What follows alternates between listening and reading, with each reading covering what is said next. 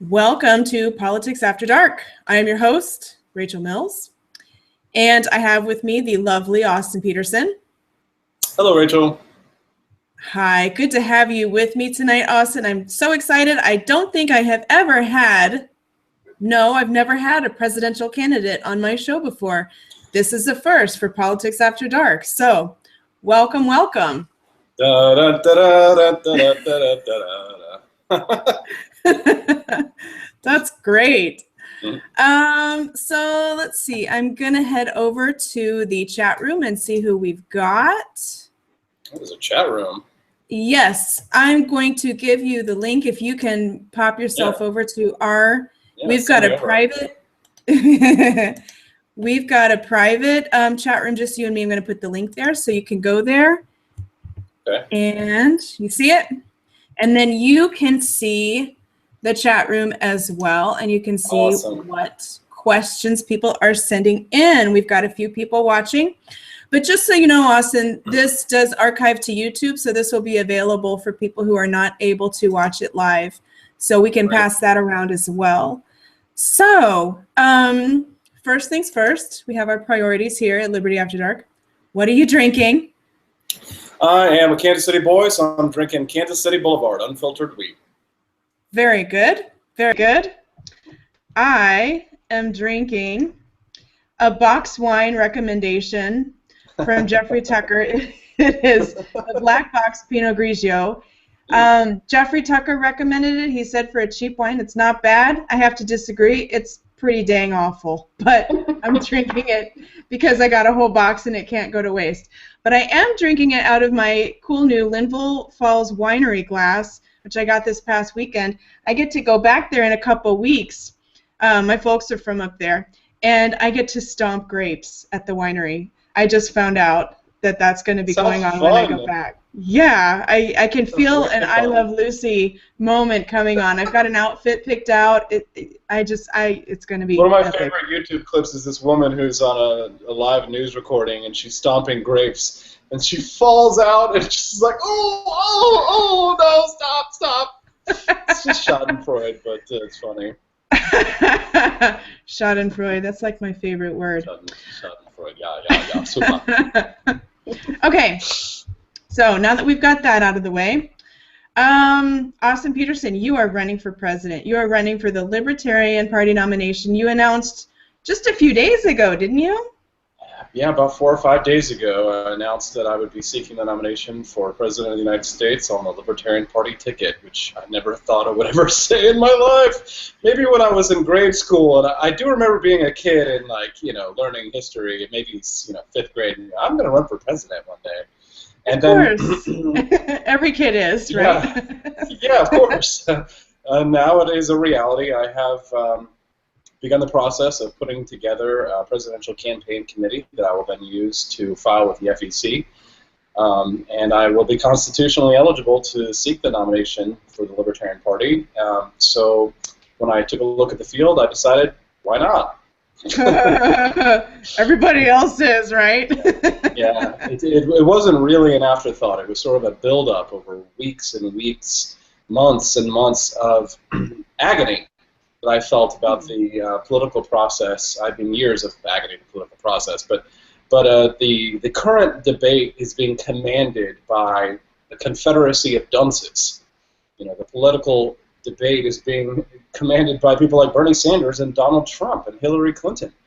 So we've got no one championing our ideas in an exciting, fresh, youthful way that it made me wonder if maybe now wasn't the right time for me to do it. Not because I thought, I'll probably win, but because there are so few champions of liberty who are willing to stand up and take the blows. I mean, this isn't it's not easy, and it's the kind of thing that all it does is really paint a target on your back.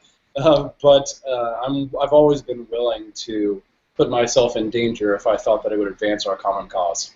Yeah, you do have your detractors, but I do admire your courage and you're not scared of that. You just say whatever you want to say and chips fall where they may, Right. and I And like that. If Trump can do it, so can I. Except I won't be talking any BS about Mexicans turking our gerbs. Oh my goodness, the things he said that he gets away with, and I don't know. I guess people really are sick to death of political correctness. Yeah, I mean, I've been sick to death of political correctness for a while. I mean, the Yeah. thing is, it's like I don't say things that are politically correct because I think that they're just because they'll get people excited or ticked off. I say that because I mean them. And because I think it's time that some people actually stand up and say what they mean. I think that's why Donald Trump is so popular. Not because of what he's saying, because he's not saying anything. You know, he doesn't take positions on anything. Well, see, that's the thing is people hear what they want to hear. And if you say something that is so terribly vanilla and malleable, people will interpret it however they want, and then they feel like, oh my gosh, he's speaking right to me. Right. Because that's human nature. People hear what they want to hear. And I have to say, he's doing a masterful job sort of manipulating that aspect of human nature. Like the most, I don't know, gullible among us don't understand, I think, that that's what they do. So they don't ask the tough questions. They're just so desperate to hear what they want to hear that they hear this guy and they think that he's saying whatever they think he means, but he doesn't mean anything. He's just he's so empty. He'll say whatever he ridiculous. thinks that people want to hear. Yeah, yeah, and something that is highly subject to interpretation. So, how has your campaign been going so far? Have you raised your filing fee? I have raised my filing fee actually. Oh, so, good. Yeah, exactly. I'll be. Thankfully, I have time. I'm not required by the state to file until I raise over $5,000. I haven't gotten there yet, but I have raised a small sum enough to pay for my filing fees. And the Libertarian National Convention will be in May in Orlando of next year. Oh, so, that's a good place to have a convention. I've been wanting to go to Orlando. Come to Orlando. Maybe I'll go. Yeah. So the nomination convention will be there. In the time between now and then, my job is to raise as much money as I can, raise as much awareness as I can, and to visit as many Libertarian Party conventions across the country as I can in order to convince them that I should be their candidate. So you have raised somewhere between $1,000 and $5,000. Somewhere. But I'm not required to disclose yet. That's what I gather. Okay, cool. Who can you disclose who's on your campaign committee? Anybody I know? No, I can't disclose who's on my campaign committee yet because the two people who said that they would do it haven't given me a firm commitment yet because they're checking with their various nonprofits and institutions and for-profits that they work for in order for them to be able to put themselves down as like Secretary of Treasury, custodian of books, you know, those basic important rules that you need in order to file.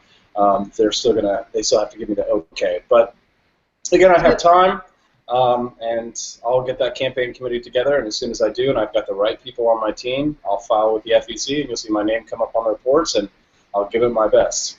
Very good, very good. Treasurer has to be the worst job. That's the one you can go to jail for messing up. That's exactly. So I need to find my fall guy, right? Find my scapegoat. Who's Hillary Clinton's scapegoat for her email servers? Maybe just find that person because they're already going to go to jail, right? Maybe, unless they get immunity. So I'm guaranteed the Libertarian Treasurer won't. No. So you said that you're not happy with the current slate of candidates. Now, what about Rand Paul? In the past, I know you said some, amazingly supportive things about Rand. He's GOP. You're running for LP. So, I mean, tell me a little bit about that. That little issue. You still support Rand? I guess I can't say technically I support Rand simply because of what I'm doing because it is in opposition in a sense. But it's not to say that I oppose Rand's ideas or what he's done in the past. It's just that there will be a short window of time between when the Republican Party chooses their candidate and the actual election next year that if for some reason Rand Paul were not to win, which I hope he does, that would be great for the party and it'd be great for the country, for the Republican Party. But I saw how they treated his dad. You and I both did, and we saw how they treated us at both times.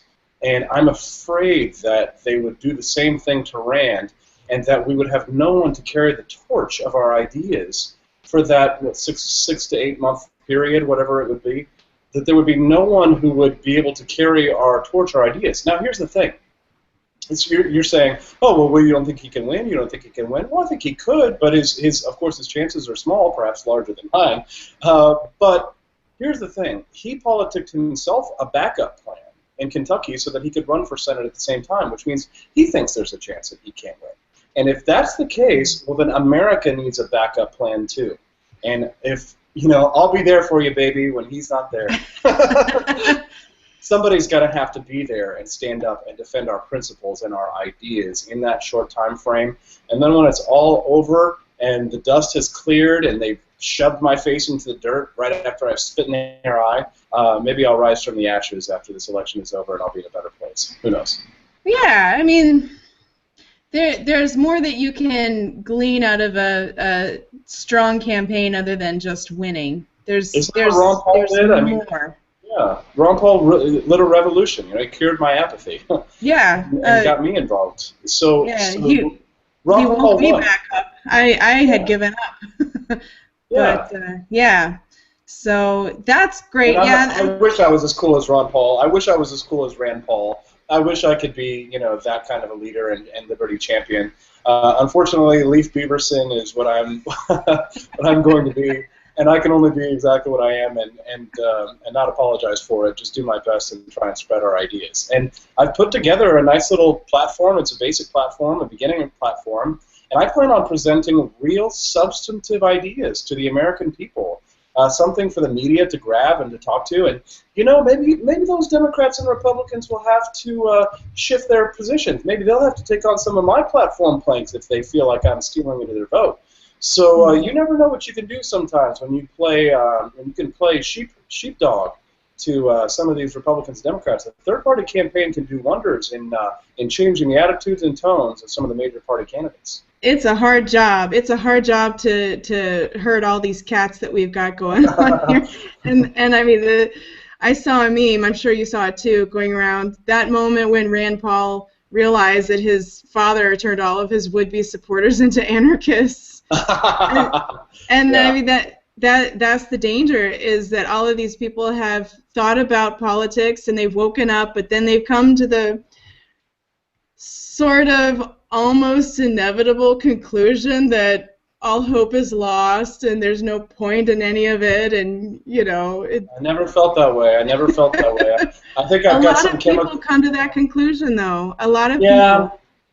I just can't feel that way. I think I have some chemical dysfunction in my brain that makes me a whole relentless optimist. Maybe it's because I'm young, but I see so many opportunities for victory to be won.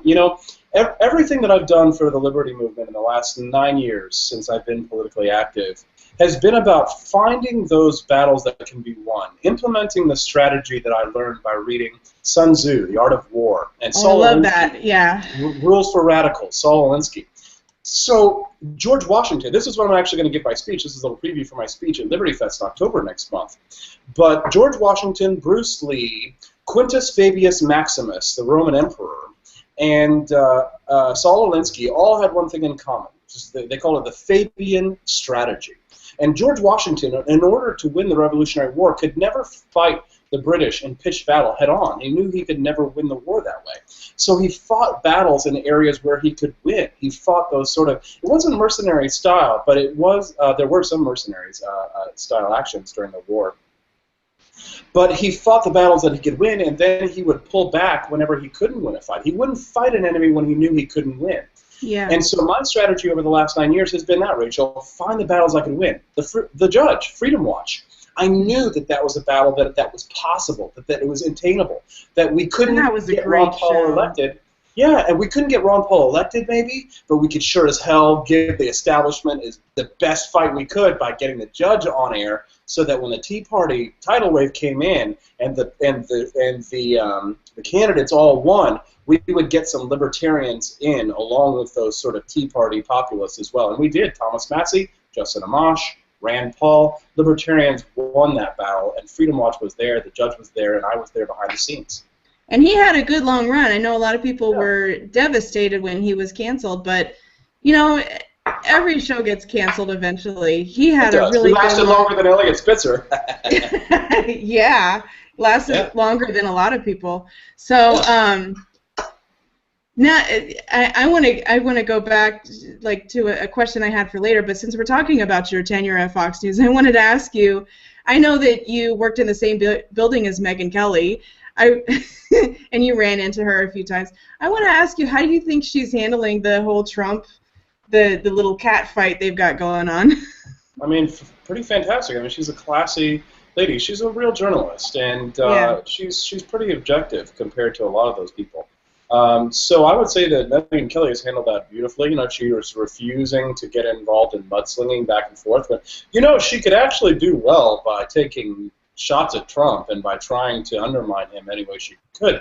I thought she did a fantastic job in the debate, asking him lots of good questions. And I mean, if she was just worried about getting more likes on Facebook, getting more ratings, and all of that, she would be going after Trump every single night on her show. But she doesn't do that because she has integrity. So I have a deep respect for her. And also, she's not running for office, and she's not going for that sort of thing. I think maybe it's possible that Shepard Smith made a mistake recently by going after Kim Davis the way he did. Were you aware of that? Yeah, I was. Why do you think that was a mistake? Because it could get him fired. No, Shep's not going anywhere. I love him. I mean, he's so great. I love him to death, and I would think he's got such a loyal following that Fox would know that that would be a mistake. But I mean, don't you think he's been called into somebody's office and given a lecture? No? No, so? No, the judge called George W. Bush a war criminal on TV. George H.W. Bush, his dad, called in to complain and scream and say, your judge called in my son a war criminal. And Roger Ailes was like, what can you do? I mean, they have contracts, you know, that they can't breach, so they're totally fine. I mean, awesome. That's good. Good news. Yeah, they get to say what they want. I mean, that's what part of what being a journalist is. You know, they're just, if there was censorship, widespread censorship going on at Fox, trust me, they would have rooted it out. There would have been a lot more talk about it. So yeah, no, I think it's all on the up and up. Shep's going to be just fine. I'm happy to hear that. I really am, because I love him. I love a lot of the anchors at Fox, and some of them, Riley, I don't love so much, but some of them are really great. I shouldn't say that because I've been on O'Reilly's show. He was nice enough to have me on once, and that was awesome. Yeah. Weren't you on my show once? Didn't we have you on Freedom Watch once? No, I was never on Freedom Watch. I think we booked you once. It was the day of the earthquake. Remember? Oh, yeah, but I was only able to do like a phone thing. By phone, we did a phoner. We had you on. I know you tried.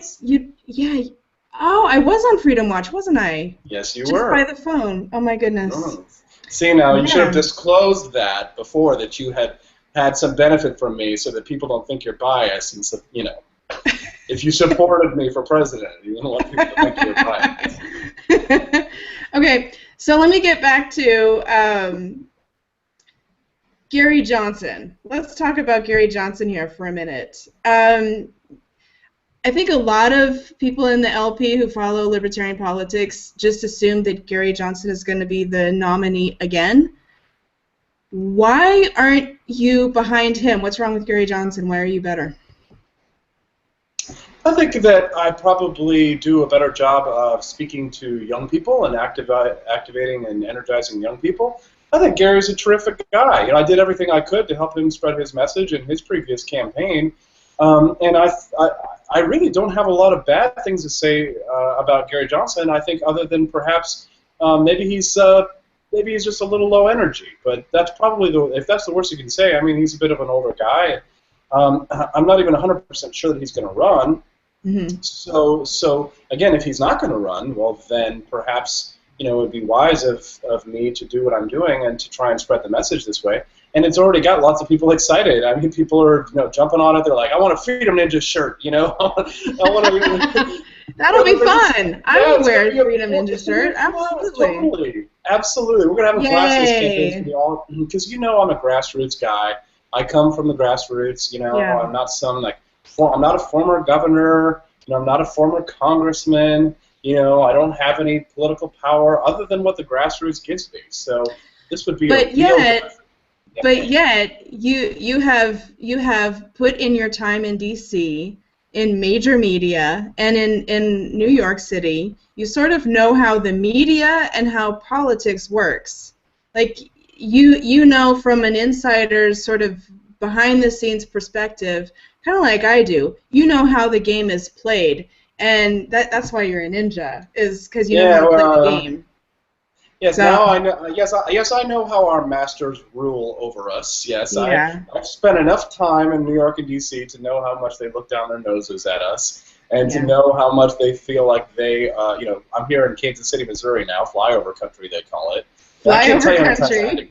I can't tell you how many times I had to grind my teeth when somebody in D.C. or New York would just be like, Kansas City, Missouri. They really do think they're better than us. But this is an old battle, Rachel. This is the battle, the agrarian South versus the industrialist North, just like it was during the Civil War.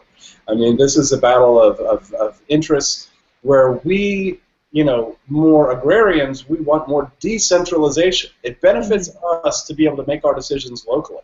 But for the elite in the urban centers of Manhattan and in D.C., it benefits them to be able to make all the decisions locally in New York and Manhattan and D.C. Of course. And so it makes perfect sense why they would want a central bank and why they would want a Department of Education and a Department of Energy, because of course they know better than us. Of course they know how to live our lives better than us. But they don't. They actually don't. The real anarchist's position is to believe that if you believe that no one else knows how to live your life better than you, then you're technically an anarchist in that sense. And Christopher, and I call myself a minarchist, not an anarchist. But the reason why is because I read a quote from Christopher Hitchens once that I think perfectly encapsulated this, is that I think it's perfectly possible to hold the two simultaneous beliefs, that one, that nobody knows how to live your life better than you, and two, that it might be impossible to actually implement a system based on that philosophy. But the minarchist says that we should go towards that. We should move towards that limited government as far as we can. It's just that the minarchist says it's more consequentialist, where if we believe that the non-aggression principle should be enforced, if you believe that, well, then the outcome is what is important, not the means. So if you have to use coercion to stop a robber, or if you have to use coercion to stop someone from engaging in fraud, for example, the mechanism for how you use it is not as important as actually stopping the fraud or actually stopping the violence. So, because if we live in a world now, for example, where there is a big government, and let's say there was a soldier with a bullet in his gun, right, and he can stop a terrorist attack, well, it's the taxpayers' money that paid for that bullet, right? So technically firing it, he's using government funds. Well, in an anarchist world, that doesn't make, you can't fire that bullet and save the world because you're using stolen money for that. Right, but a minarchist says that saving that life is worth it, right? So saving that life is worth it. It's a little bit ends justifying the means, perhaps, but minarchists say that the goal being liberty and limited government, that's worth it, right? And if you look at the example of Augusto Pinochet in Chile, right, a lot of minarchists look at him as sort of a hero because, yeah, he cracked a lot of skulls, but they were all communists, and then he liberalized the market. And Friedrich Hayek supported that, and so did Milton Friedman. And so these are discussions that I'd like to have with people about real ways for us to limit government. What is it? What are the tools that we can use morally, ethically, and then legally? See, here's my thing, Austin, is I've heard some people say that you're not a serious thinker. And that's just not true. The thing is, you're a humorist, you're an entertainer, you're a commentator, but you also do some serious thinking. I've never heard Donald Trump mention like Pinochet or Hayek or any of those people.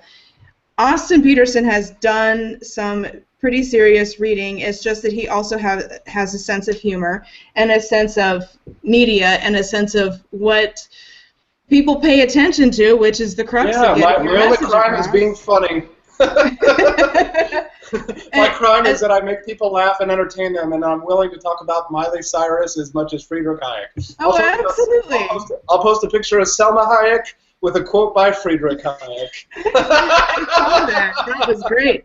See, but I will remind people that a sense of humor is a sign of intelligence. I remind people of that all the time. It's very important. Think about all those angry basement dwellers who hate me, and they're Austin Petersen, Leak Beaverton.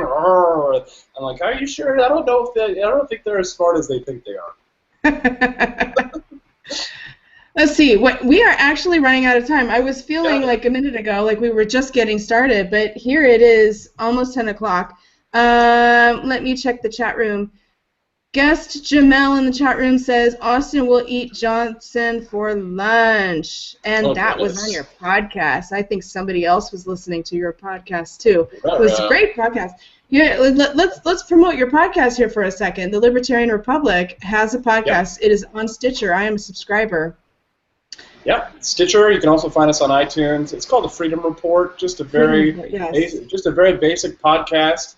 My most recent show is why I decided to run for president. And Rachel, again, this is not going to be easy. So please, if your supporters out there, if there are people who do support us, you don't have to give a lot of money, but even if you give $1, what that does is it lets me go to the media and say, I've got over 1,000 people who donated my campaign. But only $1. So, but that shows our numbers and support. So I hope that if people have been on the fence, that maybe today they'll get off and hopefully send us $1.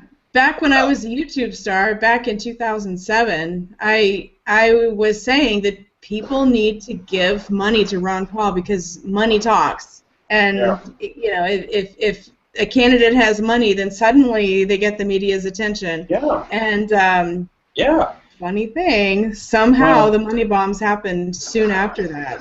Yeah. Maybe it was a coincidence. Maybe it was me. Ron Paul was way ahead of where his son is right now, Rand Paul.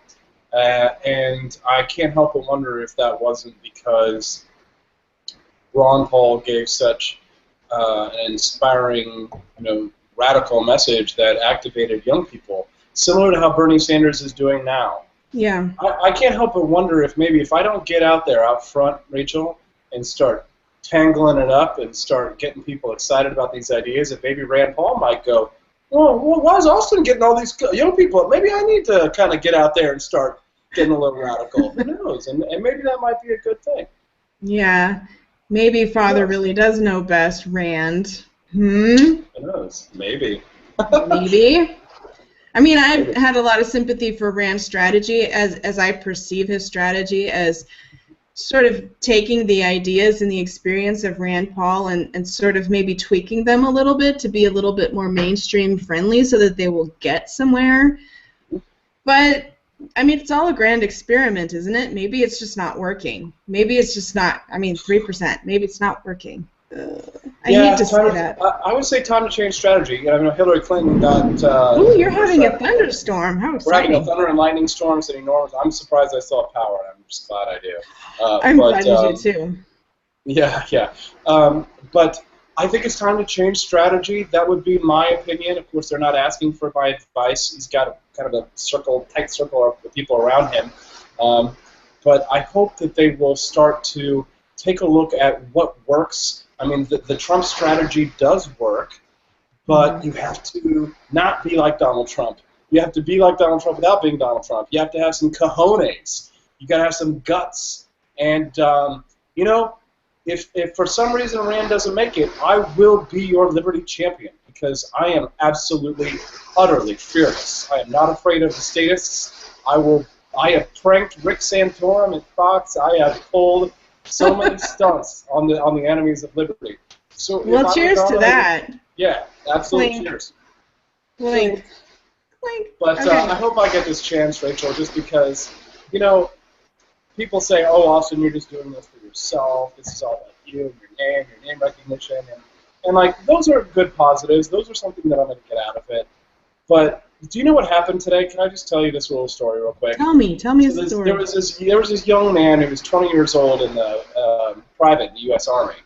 And I feel like I'm going to cry right now just thinking about it because he wrote me. He said, "Sir, you know what? I'm just going to read this email to you right now. Okay, okay. It's right here. We have time. I seriously am like tearing up right now because it just reminded me of the importance of what it is that we do. Like what it was that inspired me in the first place. He said, "I'd like to start this off by saying thank you for everything you do for the liberty of this great country. You are the only politician I actually trust and respect. And well, that's because you're not a politician. You're an average guy that tells it how it is. And that's badass, man. I know you're very busy, especially running for president, but I was hoping you could get me a huge favor. If I could somehow get an autographed photo to hang in my house, that would be awesome, man. I'd be willing to pay shipping. This isn't doable. I totally understand, brother. Thank you. Private." This is redacted. P.S. You have my vote 100%. Aww. And it just reminded me that, there's a lot of responsibility that comes from running for this office, and I promise to take this seriously. Yes, I have a sense of humor, and I'll make jokes and all of that. But I want to set a good example, Rachel, because I think that's really what's desperately needed. Not leadership by fiat, but for people to stand up and to prove that libertarians aren't crazy, that our ideas are crazy for liberty. Yeah, but that we have we do have very important, serious ideas, and so I hope that I can set a good, positive example for young men and women like this around the country. That's really what's important. Okay, so I have to ask this question. Very curious. Oh, John Boehner here. It's okay. It's awesome. Okay, so if Rand Paul is the nominee, the GOP nominee for president, what will you do? I don't know. Is that an okay answer for a presidential candidate? Yes, that's an okay answer. I don't know. Yeah. That leaves it open. That doesn't mean that you'll definitely run against him and siphon off the little margin that could put him over the top, but yes, my 100,000 votes, I will take him down. I really don't know, Rachel. This is something that I'd have to think about. But okay, that's fair enough. You know what? Maybe what I'll do is I'll be like, Rand, if you don't end the Fed, then I'm going to campaign against you even harder. And if you don't bring the troops home, and if you don't shut down the Department of Energy and Education, well, then you can count me out. Maybe that'll make Rand an even better president. Who knows? Well, that's an interesting strategy. You can campaign against. Just say do what you're going to do, and then in 2020 maybe you won't be a two-term president. I don't know. Well, maybe he'll see if he thinks that he's scared enough that I might take some of his votes. Maybe he'll look at my platform that I'm going to issue and he'll say, maybe these are some good ideas. Maybe I need to take these on. And you never know. Who knows? He'll basically be running against his dad. Oh, I wish. Don't even compare me to Dr. Paul. He's like head and shoulders above. Okay, let's see. Before we go really quick, I know I'm keeping you over what I said, but is there anyone in the chat room? Is there anyone in the chat room that has any questions really quick for Austin? I'm looking at the chat room right now. If anyone has any questions, speak now, or we're going to end the show. And while they are typing, if they're typing, let's see. I was going to ask you about, so we discussed Rand. So if you were a betting man, and I know you probably are, if you had to bet, who do you think is the most likely candidate to be the GOP nomination right now? Jeb Bush. You really? Yeah. I can't take too much issue with that because Jeb Bush is right about where McCain was. McCain, we thought he was all dead in the water, and then all of a sudden he just swoops in and takes it. You remember how the GOP changed the rules in 2012 so that Ron Paul wasn't allowed to bring his delegates to the convention. They brought new slates. Yeah. The Republican Party is likely to do something similar to any outsider candidate, anyone that the establishment fears that they think is going to change things up, they'd probably do the same thing to Donald Trump, which leaves an opening for the ultimate insider establishment candidate to come in from the wings. And it doesn't matter if people don't support Jeb. All he needs is for the Republican establishment to choose him. The Republican Party is a private party, and they can nominate whoever they want. And he's got a gazillion dollars in donations. Right. But here's the thing, Rachel. If something happens, if it comes down to Jeb Bush versus Hillary Clinton versus Austin Petersen, well, in 2 years, you and I might be having better Pinot Grigio, and I'll still have my Kansas City brew at 1600 Pennsylvania Avenue. To hold me to it. Okay. Okay. Well, I don't see any questions, which means I am an excellent host because I have asked all of the pressing questions that needed to be asked. Rachel, you're wonderful. Thank you so much for inviting me on. You're my first video interview since I announced. Really? Oh, well, it's been great to have you. Scoop. Do you like my brick wall behind me? I do, actually. It's a nice little touch. It's very tasteful. It's very grunge. Yeah, this is the brick wall that I bang my head against every time I think about a Bernie Sanders presidency. Or Donald Trump. Or Donald Trump, yeah. Anyone besides you, basically, except Rand Paul. Rand Paul will save my little noggin if he wins. But he's got a lot of catching up to do. Yep. But I love Rand. I stand behind him 100%. But I'm glad you're in the race, I have to say, because I see the writing on the wall. The writing's on the wall. I'm glad you're here. Yeah, well, thank you, Rachel. I'll be here for us, and I promise to do my best. I'm not a multimillionaire like Trump, and I'm not a wife of a former president like Hillary Clinton, but I promise to do my best to spread these ideas. So when I go around the country, I'm going to be handing out copies of The Road to Serfdom. I've got all sorts of libertarian information and knowledge and pamphlets that I'll be handing out in order to educate people about our ideas. Because Thomas Paine, when he was asked about the revolution, he was asked before the revolution started, they asked Thomas Paine, they said, is it really time to fight though? Is it time to take up arms? And Thomas Paine said that yes, now is our seed time. Now is the time when we must take to the field and fight for our liberty.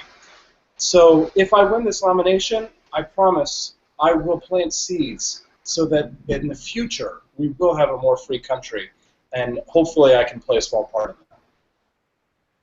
Austin Petersen. Not just a pretty face, not actually an intellectual lightweight, actually somebody who has read a few books. I've read a few in my time. I can't wait for the jokes to come out about this young musical theater major. What's he gonna do? Tap dance on do a tap dance contest with Vladimir Putin? Well, don't forget that not only am I a great tap dancer, an excellent singer and actor and dancer, but I am I'm going to challenge you on that. Next show, you're going to have to prove it. I'm also a martial artist. Yeah, I'm a 10-year veteran of martial arts. Literally, so if you want to send somebody in, who could actually take Putin in a fight, I'm your best chance. Whoa. Watch out. That's some pretty heavy words right there. All right. Well, all right, Rachel. Thank you so much for joining me, Austin Petersen. I'm going to let you go.